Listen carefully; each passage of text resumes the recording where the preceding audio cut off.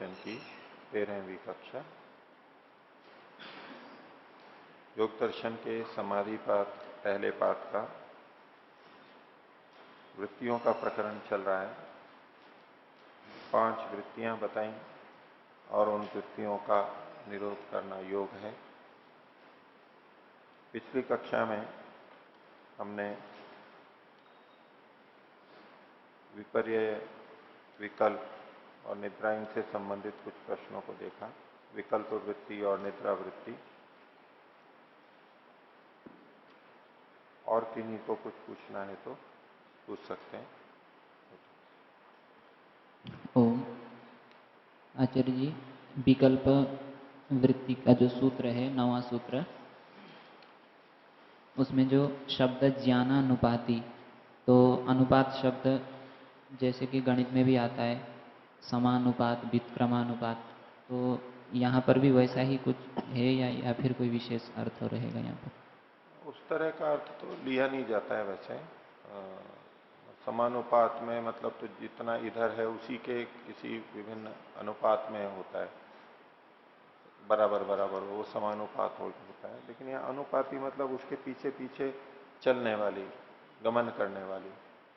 शब्द से उत्पन्न जो ज्ञान है, शब्द से कुछ बोध उत्पन्न हुआ, ज्ञान उत्पन्न हुआ, उसका अनुसरण करने वाली जो वृत्ति है, अर्थात विकल्प वृत्ति हमेशा शब्द के बाद में ही आएगी, शब्द के माध्यम से ही उत्पन्न होगी। जैसे कि आगम प्रमाण, वो शब्द के बाद ही आता है। कुछ भी शब्द सुनेंगे या पढ़ेंगे, कुछ भी होगा, शब्द के बाद ही आता है। ये भी शब्द के बाद ही आ रहा है। तो शब्द के ज्ञान का अनुसरण करने वाली है, लेकिन इसमें वस्तु शून्य होती है। जैसा कहा गया है उसमें कुछ चीज ऐसी रहती है जो वास्तव में वैसी नहीं होती, बस उसको विकल्प कहा गया। वस्तु शून्य है, न प्रमाण है न अप्रमाण है। ये तो समझ में आ गया। और दूसरा है जी कि जैसे कि विपर्य वृत्ति थी पहले, तो विपर्य वृत्ति तो प्रत्यक्ष, अनुमान, आगम तीनों ही से हो सकता है, मतलब तीनों प्रकार से हो सकता है। लेकिन ये जो विकल्प वृत्ति है उसमें से केवल जो आगम प्रमाण है उसी से ही बन सकता है। और नहीं बनेगी तो आगम से ही बनेगी, क्योंकि शब्द ज्ञानानुपाती है। ये इसकी स्मृति हो सकती है, वो एक अलग बात है। विपर्य या विकल्प कुछ भी हो, उसकी स्मृति हो सकती है, उसको हम स्मृति वृत्ति में डालेंगे। विकल्प की भी जब स्मृति होगी, हम याद करेंगे तो, लेकिन पहले जब ज्ञान हो रहा है किसी के सुनने से, किसी के पढ़ने से, तो विकल्प वृत्ति में डालेंगे उसको। ठीक है, वो आपने ठीक समझा है कि विपर्य तो तीनों से हो सकता है, प्रत्यक्ष, अनुमान, आगम से। और विकल्प वृत्ति है वो शब्द ज्ञान का ही अनुसरण करती है। प्रत्यक्ष और अनुमान में विकल्प वृत्ति वाली बात नहीं होती है। लेकिन हम वहां पर मान लो किसी वस्तु को देखते हैं, अब हमारी आदत पड़ी हुई है, हम देख रहे हैं कि ये वस्तु है और उसका गुण है, और अब हम उसको अलग अलग ही देख रहे हैं। देख तो प्रत्यक्ष रहे हैं उसको, अनुमान कर रहे हैं, प्रत्यक्ष देख रहे हैं, लेकिन भेद रूप में हम देख रहे हैं। वहां पर ज्ञान जो हमारा हो रहा है वो हम भेद रूप में देख रहे हैं, वो हमारा उस तरह का अभ्यास है, इसलिए कर रहे हैं। लेकिन वहां भी हम कुछ ना कुछ अंदर अपने आप में शब्द तो बोल रहे हैं जो प्रत्यक्ष हमने किया। अब प्रत्यक्ष किया तो बस ये वस्तु इस रंग की है, ये इतने भार वाली है, इत्यादि जो गुणी की बात है। या बाण ठहर रहा है, अब बाण ठहर रहा है, वो उसका ठहरना हमें प्रत्यक्ष हो रहा है। क्रिया की गति की निवृत्ति ही हमें वहां पर दिखाई दे रही है कि जिस गति से बाण जा रहा था अब धीरे धीरे कम होता जा रहा है, नीचे आता जा रहा है। हमें प्रत्यक्ष तो इतना ही हो रहा है, लेकिन इस प्रत्यक्ष का एक बोध अंदर होता है, उससे एक वाक्य बनता है। अब हम उसमें क्रिया का आरोप कर लेते हैं कि रुकना भी एक क्रिया है, तो शब्द बनेगा अंदर और उसके माध्यम से फिर हम इस विकल्प वृत्ति में पहुंच जाएंगे। आधार तो प्रत्यक्ष बन ही रहा है, यूं तो शब्द ज्ञानानुपाति में भी शब्द सुनते हैं तो वो शब्द का तो पहले प्रत्यक्ष ही करते हैं कान से, उतने अंश में तो प्रत्यक्ष ही है। अब उस शब्द को सुनने के बाद में जो हमारा बोध हो रहा है, जैसा शब्द आया, वो शब्द ज्ञानानुपाति के अंतर्गत आएगा। अगर रुकते हुए बाण को देख करके अगर हमने कुछ भी नहीं सोचा, केवल उसको देखा मात्र, तब तो वो विकल्प नहीं कहलाएगा। नहीं, प्रत्यक्ष में आएगा, प्रत्यक्ष प्रमाण वृत्ति में जाएगा वो सीधे सीधे। और एक चीज है जी, जैसे विकल्प के लिए कहा जाता है कि थोड़े से अंधेरे में जाते हैं तो कोई सांप, कोई रस्सी है, तो ये सांप है या रस्सी है। हाँ। तो ये जो दो तरफ संशय है वो संशयात्मक ज्ञान है, उभय कोटि स्पृक होता है। उसका होना ये भी निश्चित नहीं है और न होना भी निश्चित नहीं है। अथवा ये रस्सी है या सांप, तो रस्सी एक कोटि हो गई, एक सीमा हो गई, और सांप एक दूसरी सीमा हो गई। ये है या ये है, उसको हम विकल्प के रूप में कई बार कह देते हैं कि मेरे मन में विकल्प उठ रहा है कि ये है या ये है, ऐसा करूं या ये करूं। वो जो हम विकल्प कहते हैं, विविध कल्प कर रहे हैं, विविध कल्पनाएं हो रही हैं, विविध सोच रहे हैं, ये या ये, 3-4 विकल्प मन में उठ गए, वो यहां पर नहीं है अर्थ। वो विकल्प अलग प्रसंग का है। उसको इन पांचों में से किसी में ले सकते हैं, या फिर संशय जो होता है हमारे को, संशय जो होगा ले सकते हैं। और संशय में निश्चयात्मक ज्ञान तो है नहीं हमारे को, लेकिन ठीक है, जितना भी हम, जो हमें दिखाई दे रहा है, जैसा भी दिखाई दे रहा है, अब वो सांप जैसा है, रस्सी जैसा है, वो इतना जो हमारे को प्रत्यक्ष हो रहा है, वो प्रत्यक्ष प्रमाण वृत्ति में चला जाएगा उतना, लेकिन वो निश्चयात्मक नहीं है, इतना है। कुछ है इस तरह का, इतना तो हमारे को निश्चय है ही। अब हमारे को इंद्रिय दौर्बल्य से या प्रकाश की न्यूनता से हमें स्पष्ट ज्ञान नहीं हो रहा, इतना ही है। ये विकल्प वैसा विकल्प नहीं है, ये तो इन्होंने अलग परिभाषा दे दी है। हाँ, पूछिए।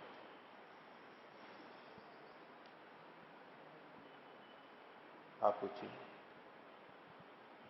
ओम स्वामी जी, आपने कल बताया था कि जो ये आत्मा, कभी ऐसा होता है कि आत्मा के पास शरीर भी ना हो और परमात्मा का सहयोग भी ना हो, परमात्मा का सहयोग भी ना हो और और शरीर भी ना हो, ऐसी कभी स्थिति होती है? प्रलय अवस्था में।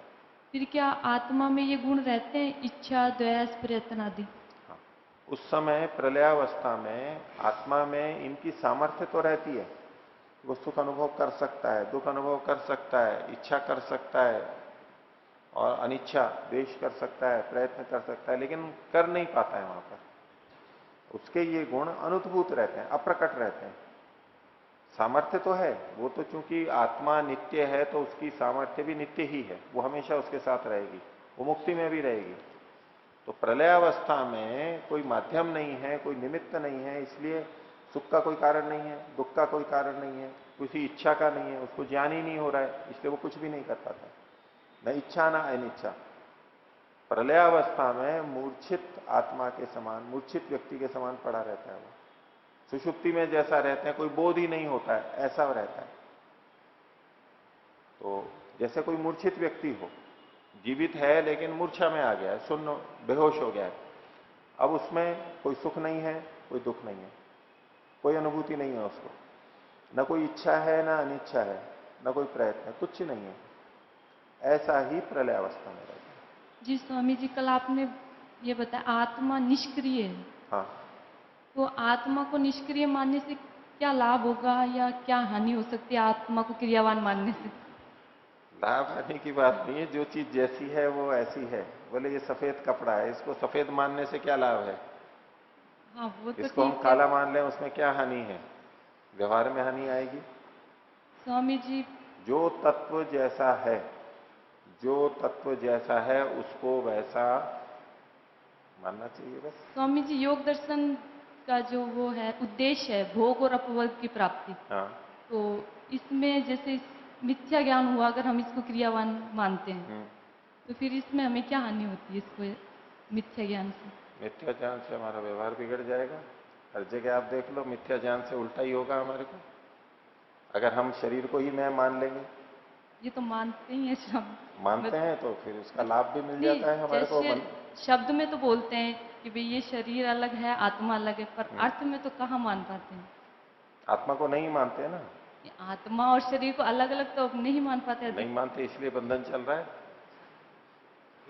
इसीलिए भोग चल रहा है। यही तो है क्लिष्ट और अक्लिष्ट वाली बात, ये हमारा फिर ये संसारी चलता रहता है।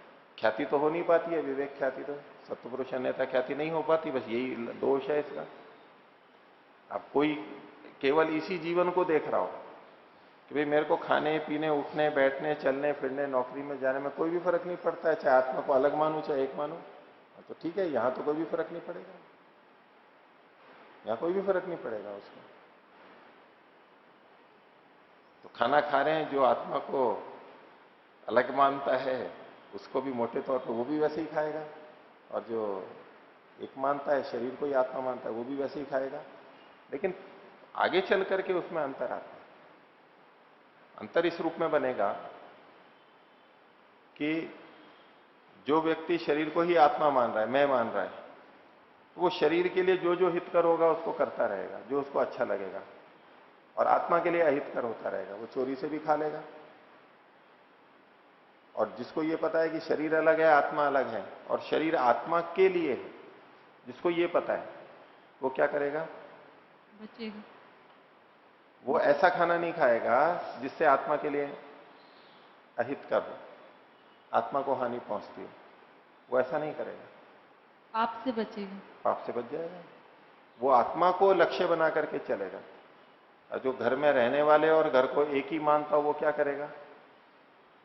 घर में ऐसा भी रंग कर देगा जिससे रहने वालों को एलर्जी होती हो, आंखों को अच्छा नहीं लगता हो, क्योंकि उसको तो घर अच्छा दिखना चाहिए, लोग रहने वालों को कुछ भी हो उसको कोई मतलब नहीं है। तो ये समझते हैं कि घर अलग है और रहने वाले अलग हैं, हम सब समझते हैं, पर एक उस तरह का उदाहरण दे रहा हूं मैं। तो वो घर में रहने वालों को ध्यान में रख करके मकान का रंग रोगन या रसोई को बनाना है, जो भी चीज व्यवस्था चाहिए वो वैसी बनाएगा जैसी रहने वालों के लिए चाहिएगी, ये अंतर आ जाता है। और आत्मा को हम सक्रिय मानेंगे, सक्रिय है नहीं, तो जब अकेली रहेगी तब भी कुछ कुछ क्रिया करने वाली होनी चाहिए, वो नहीं करती है उस रूप में। तो ये तो तथ्य है, जैसा है वैसा यहां पर बताया। ठीक है, बोलिए। ओम। आचार्य जी, सदनुपाति वस्तु तुल्य विकल्प है, इसमें अभेद में भेदोपचार किया था, उदाहरण दिए थे, तो इसमें भेद में अभेदोपचार का उदाहरण क्या होगा? भेद में अभेदोपचार जैसे यहां तो अभेद में भेदोपचार है, अभेद में भेदोपचार है यहां जो उदाहरण दिए गए हैं। आपका प्रश्न है कि जहां भेद हो वहां अभेदोपचार किया जाए, ठीक है, विकल्प वृत्ति होगी, कारण और कार्य को एक मान लिया जाता है। आयुर्वै घृतम, अन्न ही जीवन है, वायु ही जीवन है। अब ये जो है कारण में घी को जीवन कह दिया गया, अन्न को जीवन कह दिया गया, तो अन्न से जीवन होता है, अन्न कारण है, जीवन कार्य है, लेकिन अभेदोपचार का कथन होता है, ठीक है, वाक्य में, लेकिन अर्थ में तो हम अलग अलग ही समझते हैं।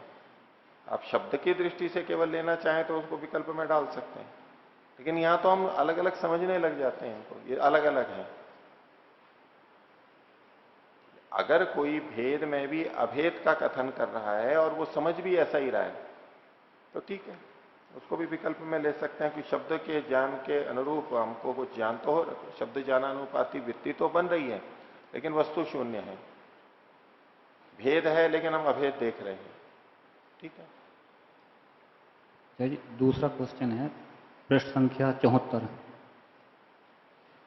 आप सूत्र संख्या बोला करिए। ये तथा द्रष्टु स्वरूप अवस्थानम, ये सूत्र नंबर 3 है, तो इसका महर्षि दयानंद ने उद्धरण दिया गया उनका ऋग्वेद भाष्य भूमिका, यदा सर्वस्माद व्यवहारान मनोवृद्धते, तो इसी में जो मनोद्रष्टु शब्द है यहाँ पर,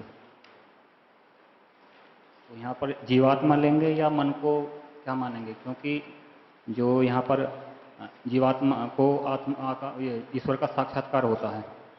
पंक्ति मेरे को पुस्तक दीजिए।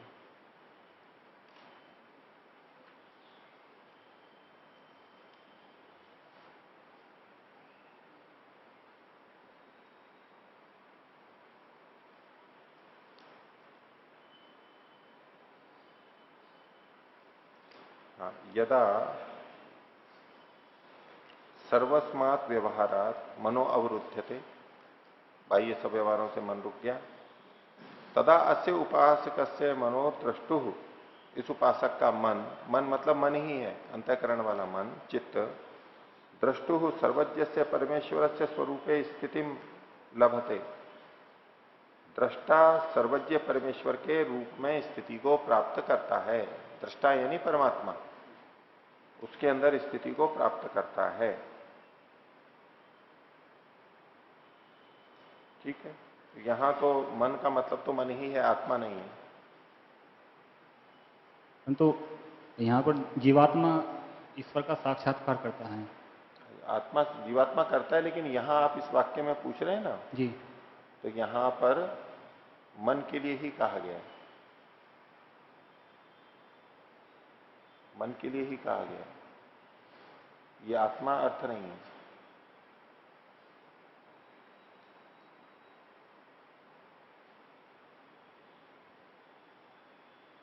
दूसरा, इसका मन को जो है ज्ञान अर्थ में भी लिया जाता है। मन शब्द जो है उसको ज्ञान आत्मा के लिए भी आप चाहें तो ले सकते हैं, क्योंकि सत्यार्थ प्रकाश के 9वें समोल्लास में महर्षि ने लिखा है आत्मा की परमात्मा में स्थिति। 9वें समोल्लास में महर्षि ने लिखा है आत्मा की परमात्मा में स्थिति। आपका जो यहां प्रश्न है ना मन, यहां पर है मनोद्रष्टु, मन दृष्टा के सर्वज्ञ से परमेश्वर से स्वरूप स्थिति लभते, कह स्थिति लभते मना, तो स्थिति में कौन प्राप्त होता है, तो मन। तो ये जो मन है, मन को यहां पर ज्ञान के रूप में लिया जा सकता है। उपासक का मन यानी तो ज्ञान, जो बोध है, उसके स्वरूप में स्थिति को प्राप्त करता है, या तो ये लेंगे। तो मन चूंकि ये तदा द्रष्टु स्वरूप अवस्थानम, यदि हम असंप्रज्ञात समाधि वाला लेते हैं, उस स्थिति को लेते हैं, तो मन में तो चित्त की वृत्तियां रुक चुकी हैं, कोई वृत्ति है नहीं, ये तो स्पष्ट ही है।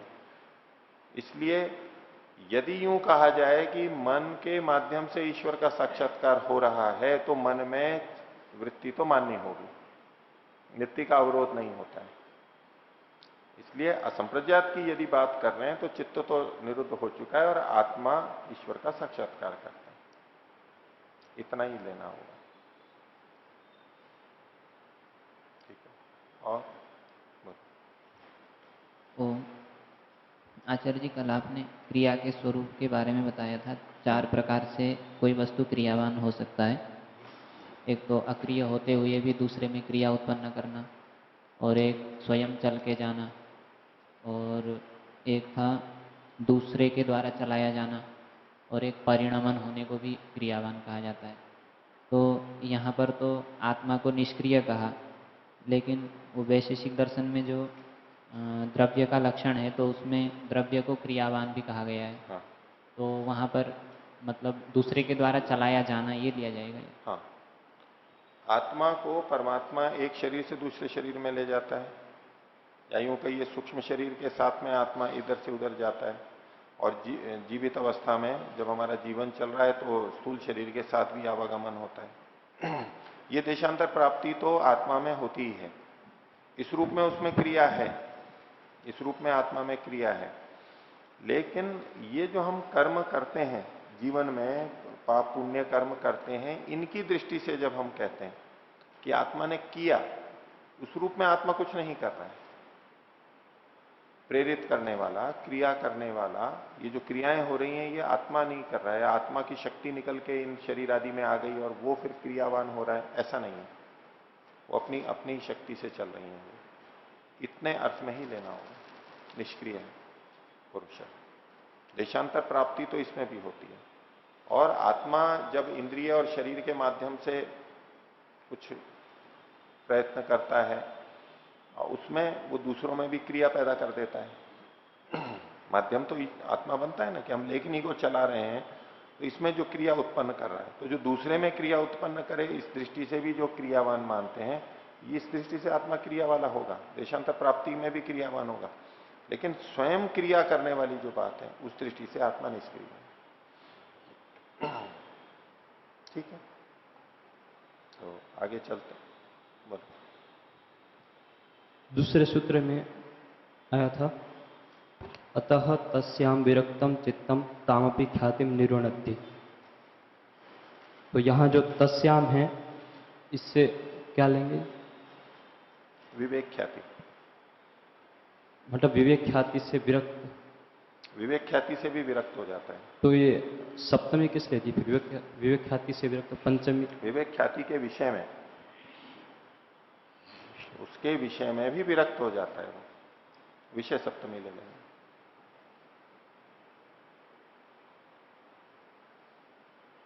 चलते हैं आगे। तो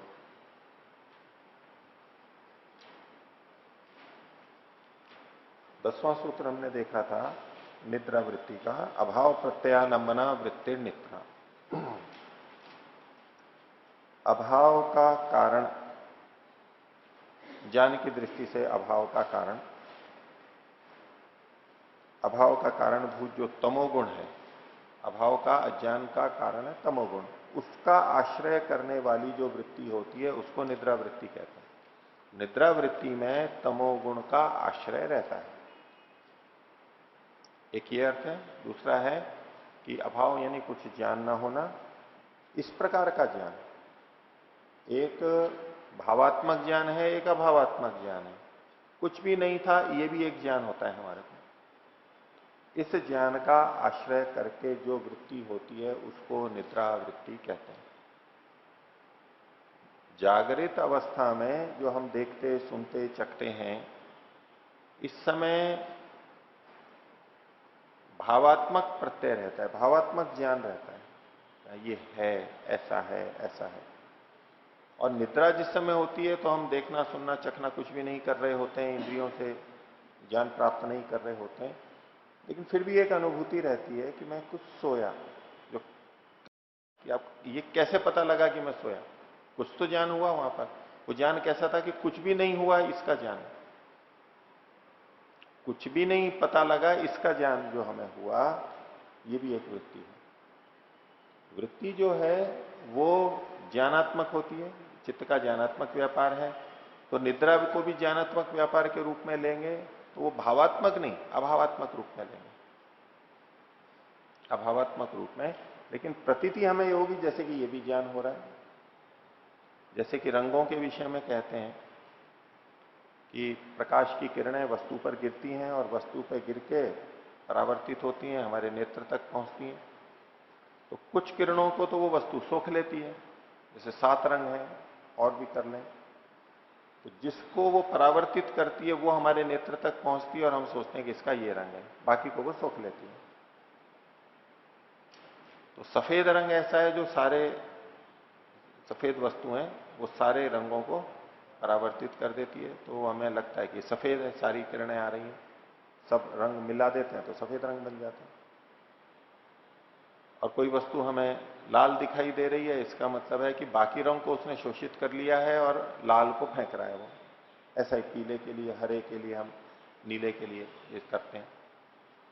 लेकिन काला क्या होता है कि काले में वो वस्तु सारी किरणों को सोख लेती है और उस जगह से किरणें परावर्तित होकर के हमारे नेत्र तक नहीं आ रही होती हैं, सबको सोख लिया उसने, वो काला दिख रहा है।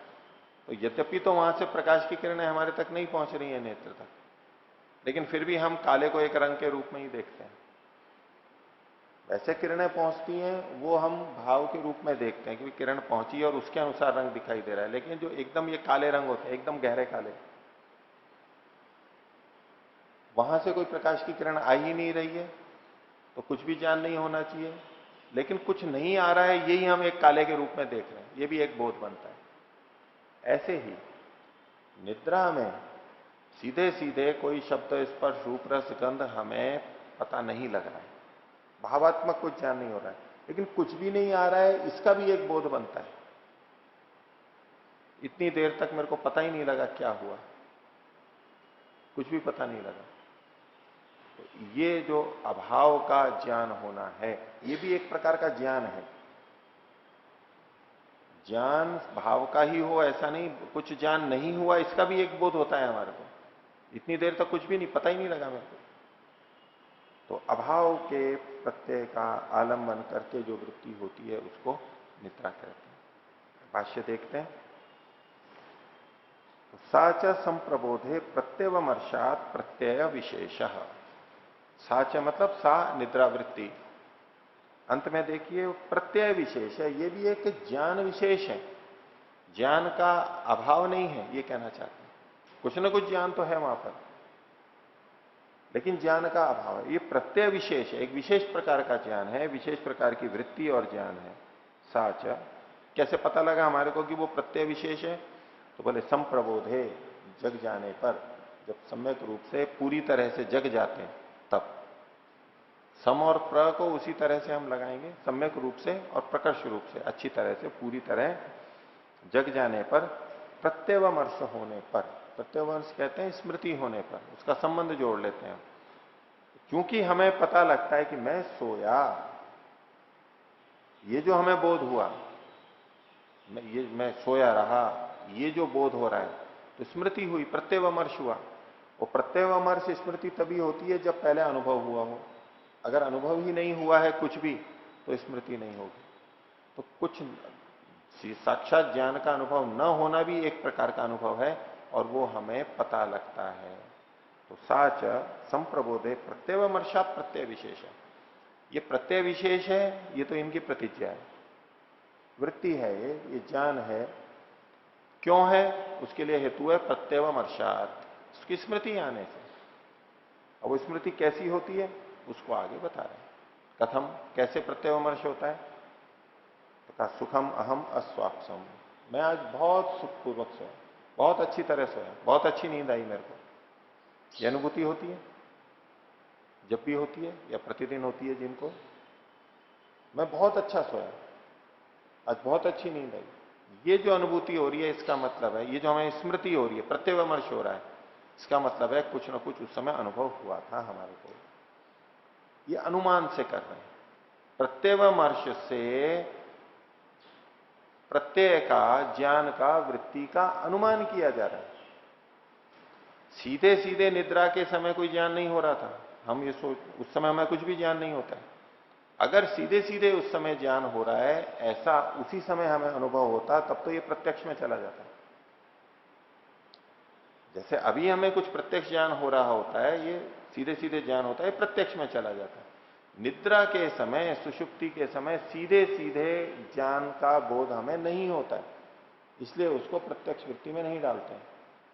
लेकिन उठने के बाद में हमें यह ज्ञान अवश्य होता है कि ऐसा हुआ था, मैं बहुत अच्छा सोया, स्मृति हो रही है, कुछ कारणों से हमें बोध हो रहा है, बोध तो हो रहा है, ये स्मृति है। स्मृति तब होती है जब वो संस्कार बना है, और संस्कार कब बना है? जब कुछ ना कुछ अनुभूति हुई है।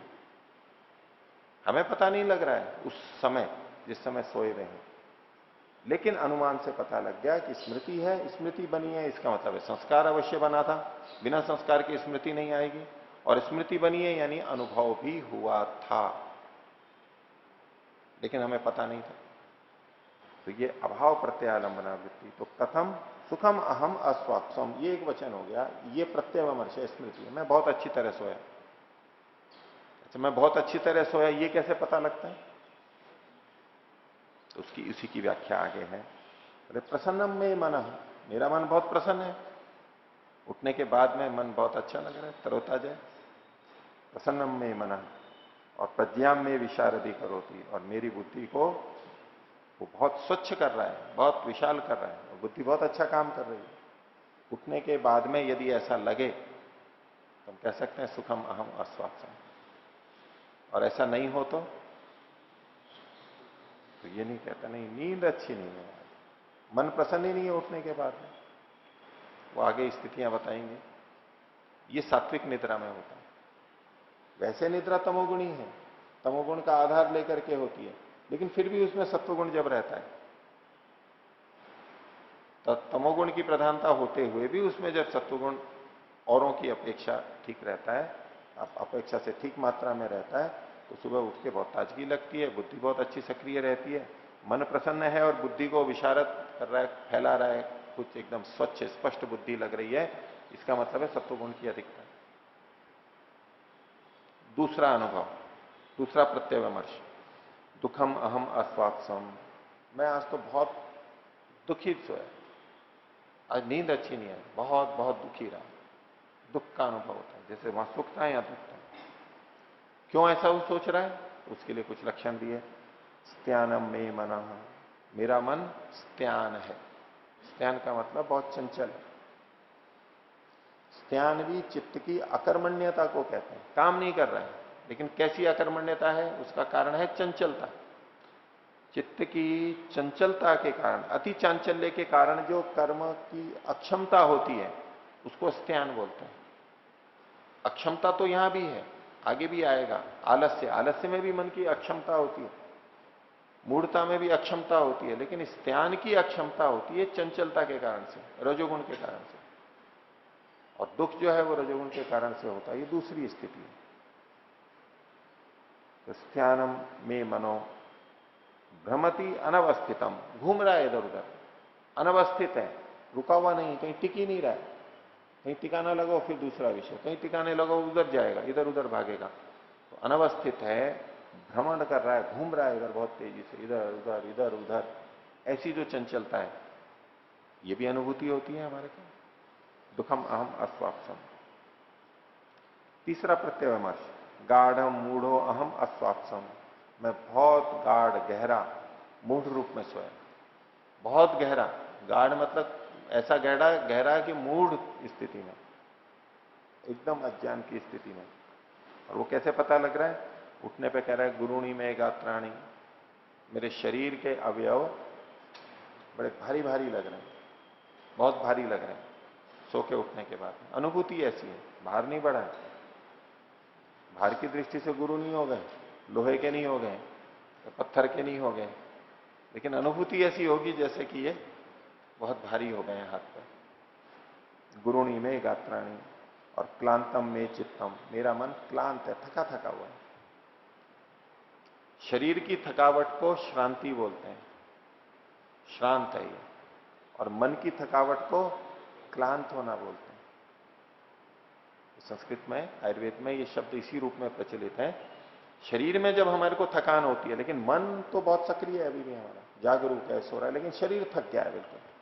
ऐसी स्थितियां बनती हैं कई बार, शरीर काम नहीं कर सकता, थक गया है बहुत, और मन में उत्साह है, मन में क्रियाशीलता अभी भी है, आराम से लेटे और मन में सोच रहे हैं।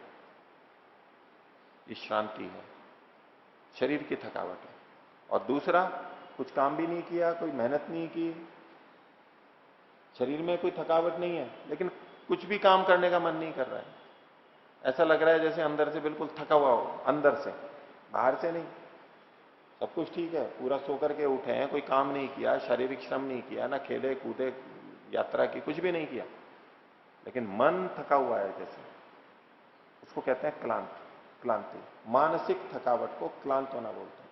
ये तमोगुण के कारण से होता है। तो शरीर भारी लगता है, ये भी तमोगुण के कारण से है, तमोगुण की अधिकता से, और मन भी थका हुआ लगता है, उसे क्लांत कहते हैं। और इसी को आगे खोल रहे हैं, अलसम मुशितम इव तिष्ठति इति, एकदम आलस्य की स्थिति में, शरीर में क्रिया नहीं, मन में क्रिया नहीं हो पा रही है। मुशितम इव, जैसे कि किसी ने उसको चोर लिया है, चुरा लिया है मन को, अपने वश में ही नहीं है, जैसे किसी ने और ने चुरा लिया, है ही नहीं मन, चला गया कहीं, पता ही नहीं लग रहा है। जैसे कई बार ऐसा शून्य जैसी स्थिति कईयों को लगती है ना, अचानक आ जाती है कईयों को, बैठे बैठे पढ़ते हुए बोलते हुए लगता है कि कुछ भी नहीं रहा, जैसे फ्यूज उड़ जाता है ना बल्ब का, ऐसे अचानक आ जाता है। अच्छा खासा बोल रहा था, पढ़ रहा था, सुन रहा था, लेकिन एकदम से ऐसा शून्य हो जाता है, कुछ याद ही नहीं आता। प्रवचन कर रहे हैं तो बोलूं क्या, लिख रहे हैं तो लिखूं क्या, एकदम शून्यता हो जाती है। चलते हुए जा रहे हैं तो एकदम यूं शून्यता आ जाएगी कि क्या मैं निकला किस लिए था, जाना कहाँ है, मेरे को कुछ पता ही नहीं लग रहा है। अब वैसे हम चलते हैं तो हमारे को पता रहता है मैं वहां से आया हूं, यहां जाना है, कुछ लक्ष्य हमारा, जानकारी बनी रहती है, तभी तो हम सोद्देश्य एक दिशा में जाते रहते हैं। लेकिन वो चलते चलते एकदम ऐसा शून्य जैसा हो, उसको पता ही नहीं लगता, इधर जाऊं उधर जाऊं, ये लाना है वो लाना है, कुछ भी नहीं, यहां खड़ा क्यों हूं मैं, चल क्यों रहा हूं, यही नहीं पता लगता, एकदम से शून्यता आ जाती है। तो लगता है जैसे मन को चुरा लिया है किसी ने। अलसम मुषितम इव तिष्ठति, ऐसा रहता है। तो स खलु अयम प्रबुद्धस्य प्रत्यवमर्शो, जगने के बाद में जो ये प्रत्यवमर्श हो रहा है, स्मृति आ रही है, संबंध जुड़ रहा है, न स्यात्, ये नहीं होवे असति प्रत्ययानुभवे, यदि प्रत्यय का ज्ञान का अनुभव नहीं हुआ होता तो ये प्रत्यवमर्श भी नहीं होता।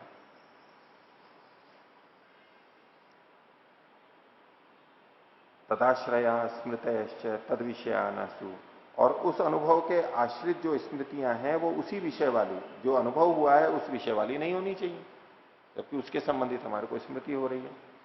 तस्मात, इसलिए प्रत्यय विशेषो निद्रा, निद्रा भी एक प्रत्यय विशेष है, ज्ञान विशेष है। ये सारी शक्ति इन्होंने व्यास भाष्य में किस बात के लिए लगाई है कि निद्रा भी एक प्रत्यय विशेष है, ज्ञान विशेष है। बाकी वृत्तियां तो ज्ञान विशेष हैं ही, प्रत्यय विशेष हैं ही, ज्ञानात्मक ही हैं बाकी सारी वृत्तियां, लेकिन इसके विषय में संदेह था कि ये ज्ञानात्मक है या नहीं है। तो इन्होंने प्रत्यवमर्श के आधार पर सिद्ध किया कि ये ज्ञानात्मक है, प्रत्यय विशेष है। यद्यपि सीधे सीधे हमें निद्रा के काल में, सुषुप्ति के काल में उसका अनुभव नहीं होता है, उसके आधार पर कोई इसको वृत्ति नहीं मानेगा, लेकिन प्रत्यवमर्श के कारण से कह रहे नहीं, बोध तो है वहां पर, इसलिए ये भी एक वृत्ति है। तस्मात् प्रत्यय विशेषो निद्रा। और साच समाधौ इतर प्रत्ययवन निरोधव्या, और ये जो निद्रा है ये समाधि में, समाधि कौन सी, योग पक्ष वाली समाधि, एकाग्र और निरुद्ध अवस्था, प्रथम 3 वाली तो कोई बात नहीं है, यहां समाधि मतलब योग वाली समाधि, योग पक्ष वाली समाधि। तो समाधि में इतर प्रत्ययवत, अन्य प्रत्ययों के समान, अन्य ज्ञानों के समान, यानी अन्य वृत्तियों के समान ये भी रोकनी होती है। जैसे वहां पर प्रमाण, विपर्य, विकल्प, स्मृति, इनको रोकना होता है, ऐसे निद्रा को भी रोकना होता है, नहीं तो ये होंगी नहीं। व्यवहार काल में नहीं, निद्रा के समय रोकने का ऐसा तात्पर्य नहीं है कि योगश्चित्त वृत्ति निरोधा, तो निद्रा भी एक वृत्ति है, और जब तक निद्रा को जीत नहीं लेता है, गुड़ाकेश नहीं हो जाता है अर्जुन की तरह से। अर्जुन के लिए कहते हैं ना वो, इसमें निद्रा पर विजय प्राप्त कर देगी। वो निद्रा पर विजय प्राप्त करना इतना ही है कि वो कम सोता होगा, जब जगना है जब जग जाते हैं, जब सोना है तब सो जाते हैं, नियंत्रण हो गया। लेकिन बिल्कुल भी ना सोए कोई, ऐसा सामान्य रूप से नहीं देखा जाता, पागल हो जाता है आदमी, उसके शरीर ही काम नहीं करेगा। लेकिन योग के लिए तो वृत्तियों को रोकना जरूरी है, निद्रा को भी रोकना जरूरी है। ऐसा करेंगे तो ये क्या, उपदेश के बीच का प्ररोह विकृत रूप से जग जाएगा। लिखा हुआ तो स्पष्ट है, वो कहेगा प्रमाण है, और आज तक मैंने कोई ऐसा व्यक्ति नहीं देखा जो कि निद्रा को नहीं लेता हो। तो निद्रा वृत्ति तो है उसमें, निद्रा वृत्ति है तो वो योगी कैसा है, ऐसा कह सकते हैं? वो योग साधना में लग जाए, निद्रा को बिल्कुल तरह रोक दे, ऐसा तात्पर्य यहां नहीं लिया जा सकता, क्योंकि प्रमाण वृत्ति को भी नहीं रोकते हैं। व्यवहार काल में देखना, सुनना, पढ़ना, अनुमान करना, ये सब तो चलता ही है ना, स्मृति भी करते हैं, सब वृत्तियां चलती हैं, उससे साधना में बाधा नहीं आती, उससे वो योगी नहीं है ऐसा नहीं कहा जा सकता। हाँ, समाधि के काल में उस समय ये रोकनी होती है, उतना ही ठीक है। तो यही वचन है, साच समाधौ इतर प्रत्ययवन निरोधव्य। अन्य वृत्तियों के समय ये नहीं लिखा है कि वहां समाधि में रोकनी चाहिए, ये इसके लिए लिखा है विशेष रूप से, बाकी सब जगह पे ये घटेगा। इसी पंक्ति से हमें समझ में आ रहा है। अब ये जो 3 इन्होंने अनुभूतियां बताई प्रत्ययवमर्श, उसको देखिए। सुखम अहम अस्वाप्सम, कैसे पता लगा? क्या सीधे सीधे स्मरण आ रहा है हमारे को कि मैं सुखपूर्वक सोया था? याद तो आ रहा है, लेकिन कैसे पता लगा? प्रसन्नम में मना, ये प्रसन्नम में मना कैसे पता लगा हमारे को? प्रत्यक्ष हो रहा है, प्रसन्नम में मना, मेरा मन प्रसन्न है। प्रज्ञाम में विशारदी करोति, मेरा दिमाग बहुत अच्छा चल रहा है। ये कौन सा अनुभव है? ये प्रत्यक्ष हो रहा है अभी। इसी तरह से दूसरा, स्त्यानम में मनो भ्रमति अनवस्थितम गाढ़म, और गुरुणी में गात्राणी क्लांतम में चित्तम अलसम मुषितम एवं तिष्ठति। ये जो सारे के सारे बताए हैं, ये जगने के बाद के हमारे अभी के अनुभव हैं। ये जो सारी चीजें बताई हैं ये निद्रा के समय थोड़ा ना अनुभव हो रही थी। उठने के बाद में, संप्रबोध होने के बाद में हमें ये ज्ञान हो रहा है कि मेरा शरीर भारी है, हल्का है, ऐसा है। ये बाद में हो रहा है। इस प्रत्यक्ष के आधार पर, हमारे व्यक्तिगत अनुभव के आधार पर हम ये कहते हैं कि मैं अच्छा सोया, सुखपूर्वक सोया। सोया ये एक हमारे को ज्ञान हो रहा है केवल। मैं सोया, क्यों सोया, कैसे पता लगा हमारे को? कुछ पता ही नहीं लगा, मैं सो ही गया, कोई ज्ञान ही नहीं हो रहा था। इसी आधार पे तो कहते हैं कि मैं सोया था। तो सीधे सीधे कोई ज्ञान नहीं हो रहा है, इतना भी है। लेकिन ज्ञान नहीं हुआ इसका ज्ञान है हमारे को। इतने काल तक कुछ ज्ञान नहीं हुआ इसका हमारे को ज्ञान है। और उठने के बाद की अनुभूति के आधार पर हम कहते हैं कि मैं बहुत अच्छा सोया। तो बस इतना ही वो बोध होता है। इसलिए कहा अभाव प्रत्ययालंबना वृत्ति निद्रा।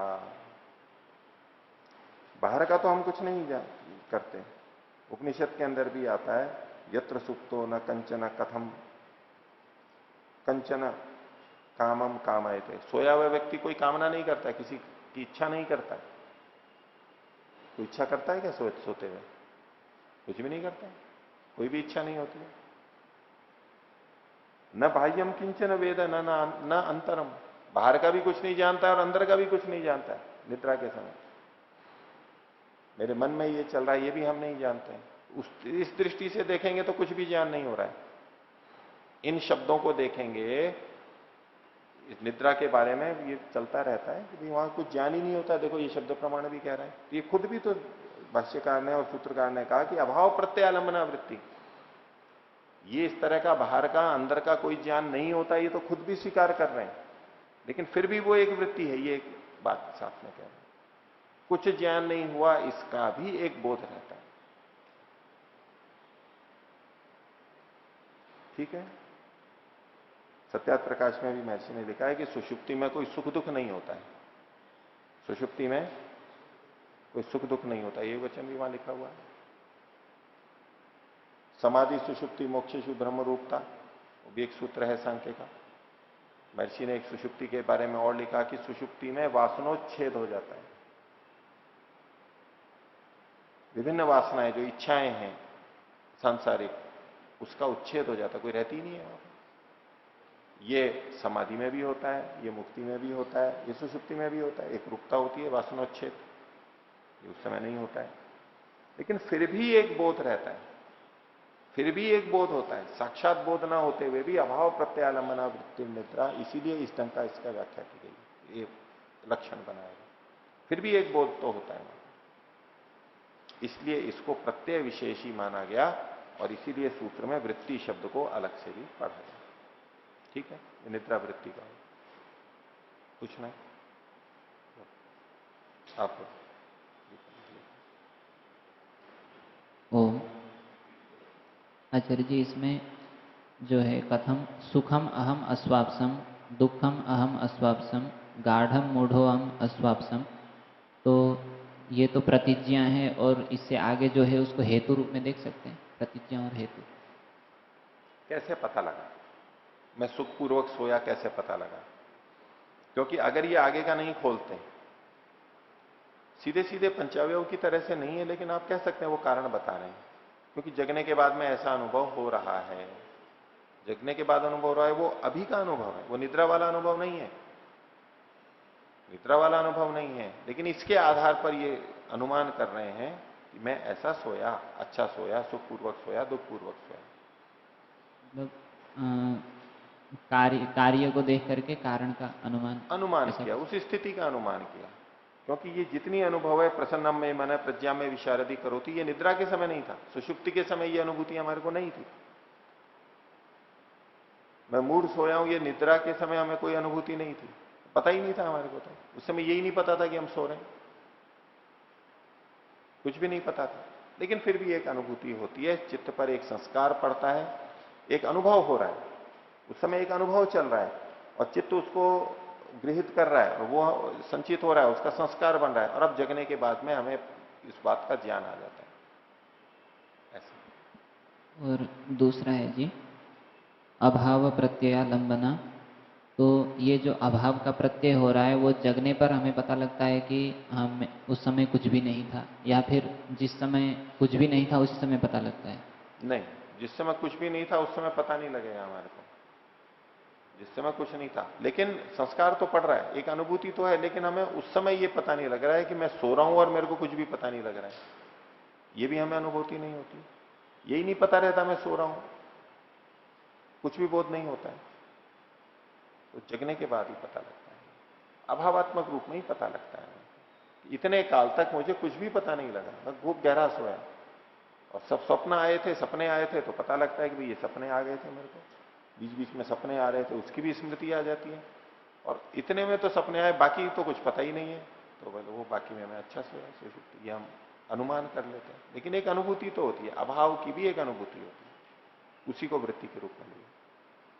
हाँ जी, ये तो समझ में आ गया।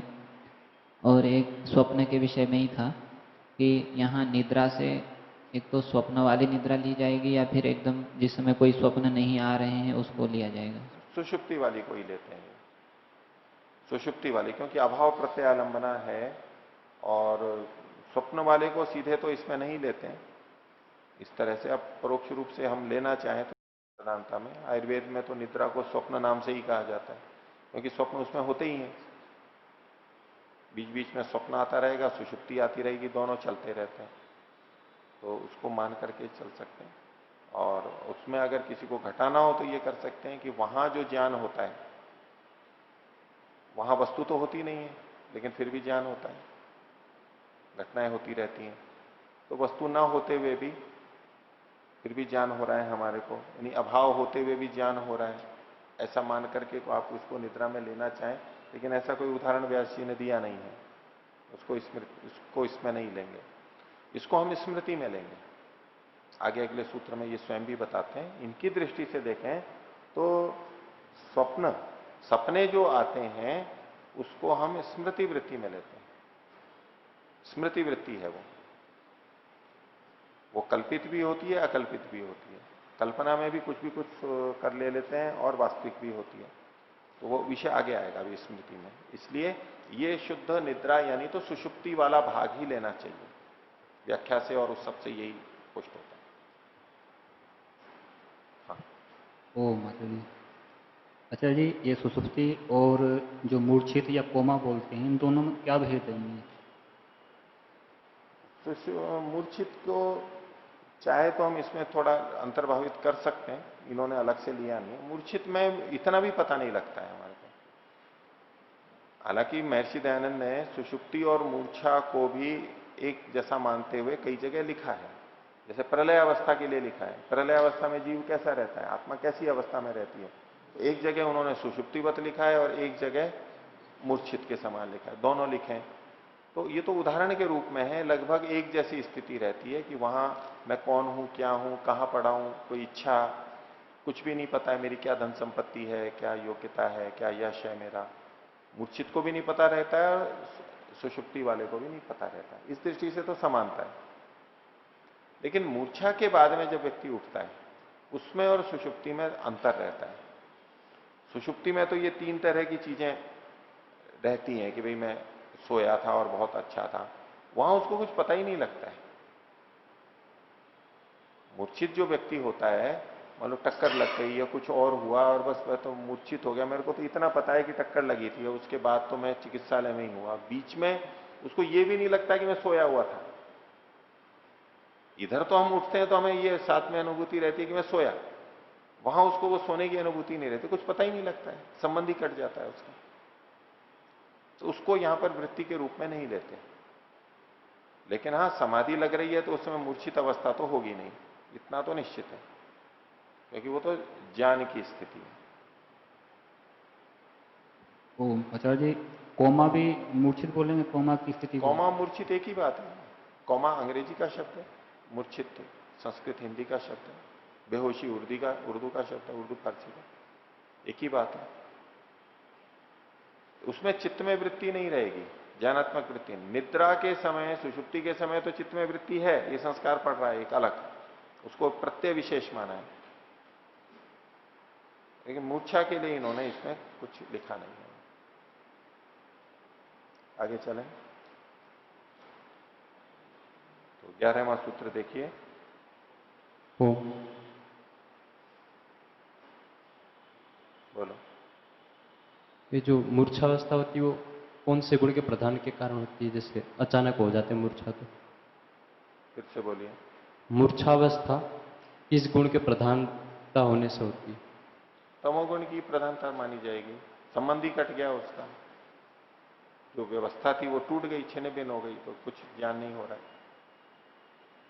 उसको तमोगुण प्रधान कह सकते हैं। तो 11वां सूत्र स्मृति वृत्ति के बारे में कह रहा है, अनुभूत विषया संप्रमोश स्मृति ही।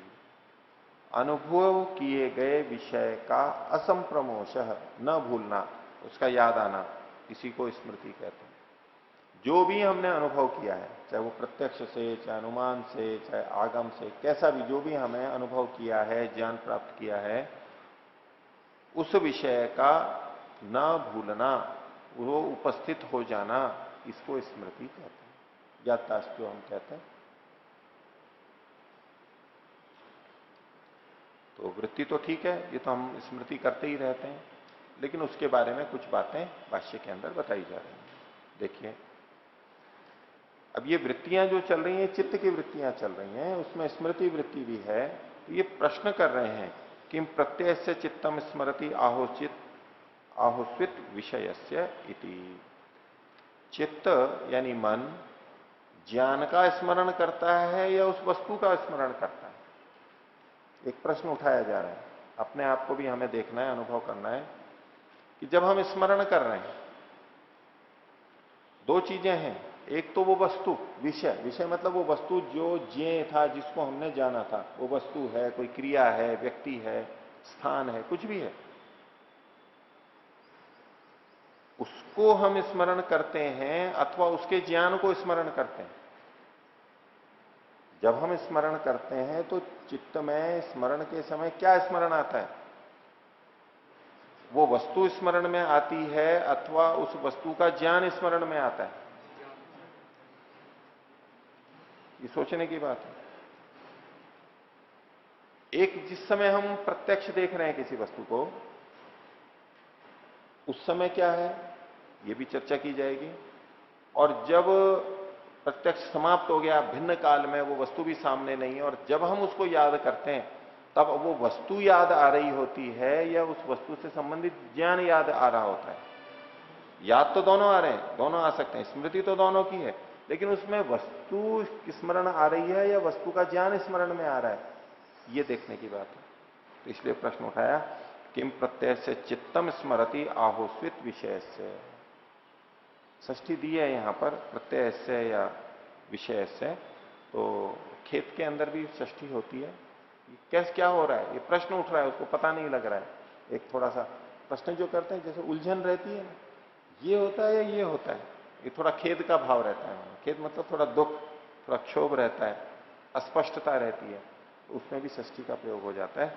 तो किम प्रत्यय से चित्तम स्मरति, चित्तम, चित्त प्रत्यय को स्मरण कर रहा है, स्मरण करता है अथवा विषय का स्मरण करता है।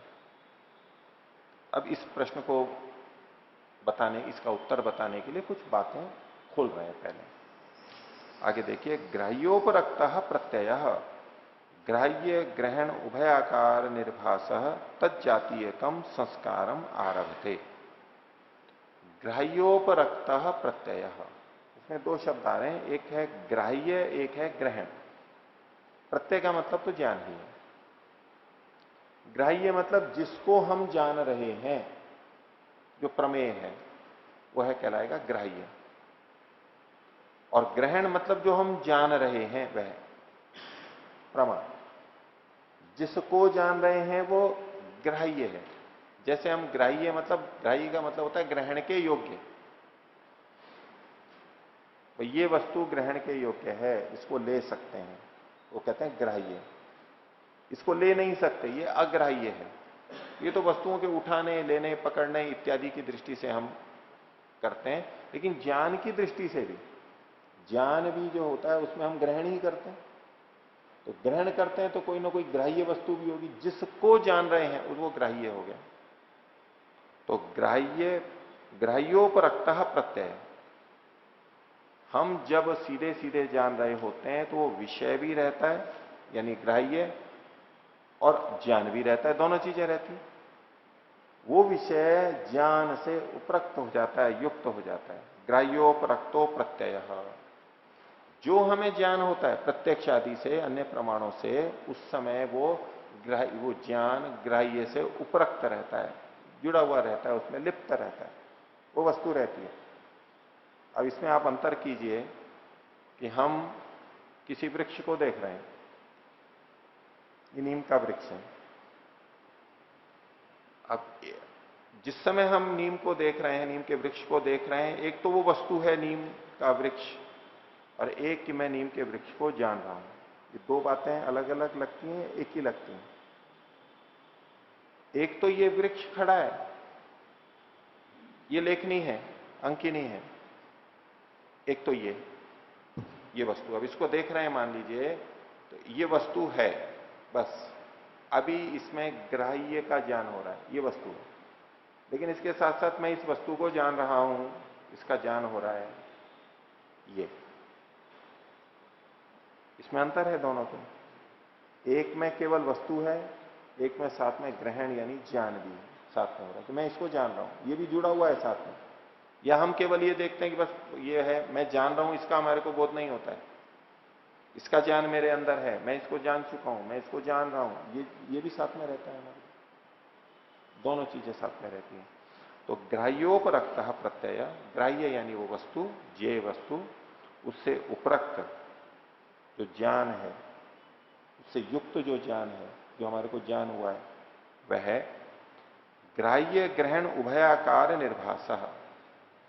उसमें हमें क्या भान होता है, हमने नीम के वृक्ष को देखा, अब जो हमारे को अंदर निर्भास हो रहा है, भास हो रहा है, अनुभव हो रहा है, उसमें क्या चीजें रहती हैं, उसमें वो ग्राह्य नीम भी रहता है और उस नीम का ज्ञान भी, दोनों चीजें रहती हैं।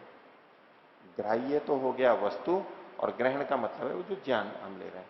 तो ग्राह्य ग्रहण उभयाकार निर्भास है, दोनों का ही हमें बोध होता है।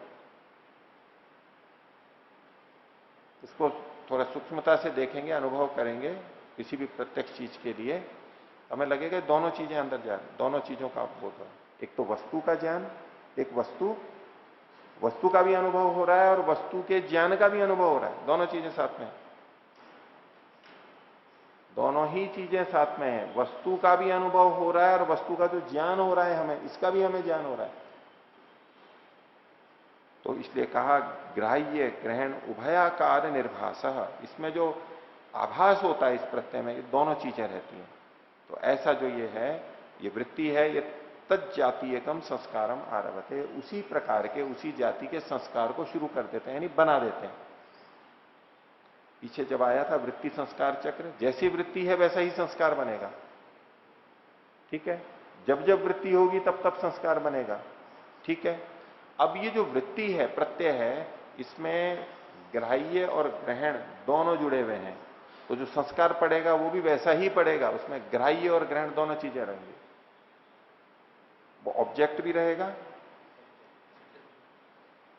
जिसको हम जान रहे हैं, प्रमेय भी रहेगा, और उसका जो ज्ञान हो रहा है, अनुभूति, वो भी रहेगा, दोनों चीजें रहेंगी। तो संस्कार में दोनों चीजें जाएंगी,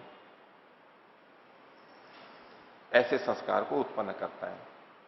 फिर आगे क्या होता है, ससंस्कार है, वह संस्कार स्वव्यंजकांजन तदाकारमेव ग्राह्य ग्रहण उभयात्मिकाम स्मृतिम जनयति। तो वो संस्कार स्वव्यंजकांजन, स्व माने अपने, व्यंजक मतलब उसको प्रकट करने वाला जो कारण है, अपने कारण से, अंजन अभी प्रकट हुआ, प्रकाशित हुआ, तदाकाराम एवं, उसी प्रकार की, जिस प्रकार का संस्कार था उसी प्रकार की। वो कैसी प्रकार की, तो ग्राह्य ग्रहण उभयात्मिकम, ग्राह्य वो वस्तु और ग्रहण यानी ज्ञान, उन दोनों से मिश्रित उसी प्रकार की स्मृतिम जनयति, स्मृति को उत्पन्न करता है। क्योंकि जैसी वृत्ति थी ग्राह्य और ग्रहण दोनों, वैसा ही संस्कार बना, और उसी संस्कार के अनुरूप फिर स्मृति आई हमारे को, याद आया, तो उसमें ग्राह्य और ग्रहण दोनों रहते हैं। स्मृति में ग्राह्य और ग्रहण दोनों रहते हैं, लेकिन अंतर क्या होता है उसको आगे बताएंगे। आज का पाठ इतना ही रखते हैं।